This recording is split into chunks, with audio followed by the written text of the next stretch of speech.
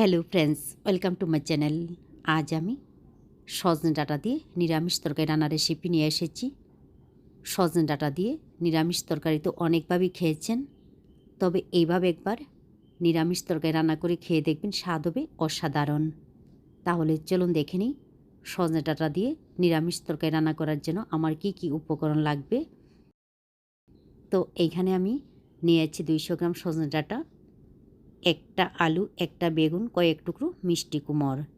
তবে এই রান্নার মধ্যে মিষ্টি কুমড়ের পরিমাণটা কম ব্যবহার করতে হবে, অতিরিক্ত মিষ্টি কুমড় ব্যবহার করে ভালো লাগবে না। তো সবগুলি সবজি আমি কেটে ভালোভাবে ধুয়ে নিয়েছি। এরপর নিরামিষ তরকারি রান্না করার জন্য আমার একটা লাগবে ভাজা মশলা। তো কড়াইতে সামান্য একটু তেল গরম করে নিয়ে এর মধ্যে দিয়ে দিলাম 1 চা চামচ আস্ত জিরা, 1/2 চা চামচের মতো মৌরি। এখন এইগুলিকে কম আঁচে ভেজে নামিয়ে নিতে হবে, তবে পুড়ে যাতে না যায় সেদিকে লক্ষ্য করতে হবে। তো এইগুলির কালারটা যখন চেঞ্জ হয়ে যাবে তখন এইগুলিকে নামিয়ে আমি শিলপাটায় বেটে নেব।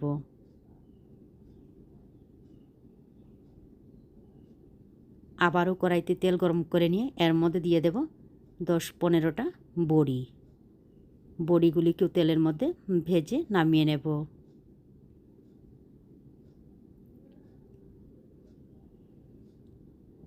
তো বড়ি ভাজার তেলের মধ্যে দিয়ে দেব টুকরো করে কেটে নেওয়া একটা বেগুন।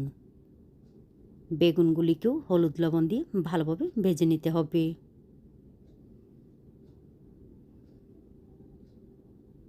বেগুনগুলিকে ভেজে নেওয়ার পর এখন আমি এইগুলিকেও নামিয়ে নেব। আবারও কড়াইতে সর্ষের তেল গরম করে নেওয়ার পর ফোড়নের মধ্যে দিয়ে দিচ্ছি শুকনো লঙ্কা, তেজপাতা, 5 ফোড়ন। তো ফোড়নগুলিকে কয়েক সেকেন্ড ভেজে নেওয়ার পর ফোড়নের কালারটা চেঞ্জ হয়ে গেলে এবারে এর মধ্যে দিয়ে দিতে হবে টুকরো করে কেটে নেওয়া আলু, মিষ্টি কুমড়। এরপর এর মধ্যে দিয়ে দিলাম হলুদের গুঁড়া, লবণ। এখন এইগুলিকে ভালোভাবে একটু সময় নিয়ে ভেজে নিতে হবে। নিরামিষ রান্নার মধ্যে সবজিগুলিকে যত বেশি ভালোভাবে ভেজে নেবেন ততই কিন্তু রান্নাটা ভালো লাগবে। তো 10-12 মিনিট সময় নিয়ে এগুলিকে ভেজে নেওয়ার পর দেখুন খুব সুন্দর ভাজা ভাজা হয়ে গেছে। এবারে এই সময়ের মধ্যে দিয়ে দিতে হবে কেটে নেওয়া সজনে ডাঁটা। একই সঙ্গে দিয়ে দেব আদা, কাঁচা লঙ্কা বাটা। এইখানে আমি 1/2 ইঞ্চি আদা, 3টা কাঁচা লঙ্কা একসঙ্গে বেটে নিয়েছি। দিয়ে দেব সামান্য একটু লাল মরিচের গুঁড়া। লাল মরিচের গুঁড়াটা যদি পছন্দ না করেন তাহলে বাদ দিতে পারেন।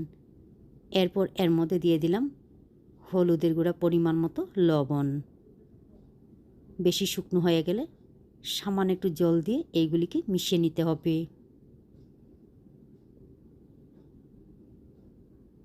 মিশিয়ে নেওয়ার পর একদম কম আঁচে ঢাকনা দিয়ে কষিয়ে নেব।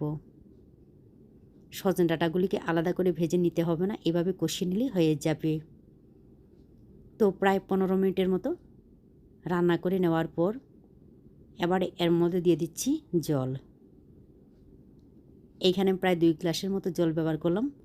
জলের পরিমাণটা সবজিগুলি যাতে হালকা একটু ডুবে থাকে ঠিক এইভাবে ব্যবহার করলেই হবে।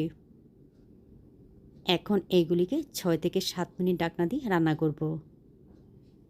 6-7 মিনিট রান্না করে নেওয়ার পর এর মধ্যে দিয়ে দিলাম ভেজে নেওয়া বেগুন, দিয়ে দিচ্ছি ভেজে নেওয়া বড়ি। বড়িগুলিকে অর্ধেক অংশে এইভাবে ভেঙে দেবেন, এইভাবে ভেঙে দিলে ঝোলটা ভালো লাগবে। তারপর এর মধ্যে দিয়ে দিচ্ছি শিলপাটায় বেটে নেওয়া ভাজা জিরা, যেগুলো আমি প্রথমে তেলের মধ্যে ভেজে নিয়েছিলাম। একই সঙ্গে দিয়ে দিলাম 1 চা চামচ চিনি। চিনি লবণটা নিজেদের স্বাদ অনুযায়ী দিয়ে দেবেন, তবে চিনিটা কিন্তু অবশ্যই ব্যবহার করতে হবে, যেহেতু এর মধ্যে মিষ্টি কুমড় দেওয়া আছে, না হলে কিন্তু ভালো লাগবে না। তো আবারও কম আঁচে ঢাকনা দিয়ে রান্না করে নেওয়ার পর দেখুন খুব সুন্দর হয়েছে। সবজিগুলি ভালোভাবে সিদ্ধ হয়ে গেছে। ঘি পছন্দ করলে এই সময়ের মধ্যে 1 চা চামচ ঘি ব্যবহার করতে পারেন। তো আমার রান্না সম্পূর্ণ রেডি, এখন আমি নামিয়ে নেব। এইভাবে সজনে ডাঁটা দিয়ে নিরামিষ তরকারি রান্না করে খেয়ে দেখবেন ভালো লাগে। ভালো লাগলে অবশ্যই লাইক, শেয়ার এবং সাবস্ক্রাইব করবেন।